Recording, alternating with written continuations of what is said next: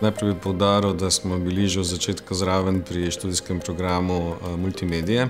Smo generalni sponzor in že od začetka razvoja tega programa pravzaprav sodelujemo in smo na to tudi zelo ponosni. Seveda ostali oblike sodelovanja pa so štipendiranje, kot ena pomembna za študente in tudi za nas, izmenjava različnih znanj, obiski, tudi sodelovanje na skupnih dogodkih in dogodkih fakultete za elektrotehniko.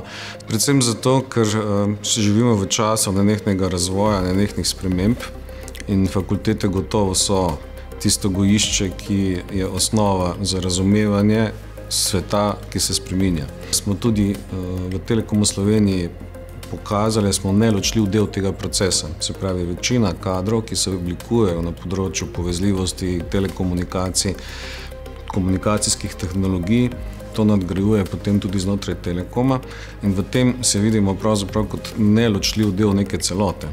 In zato, predvsem zato, tudi mislimo, da relativno nimamo težav pri pridobivanju kadra, še posebej na področju medijev, multimedije in kibernetske varnosti.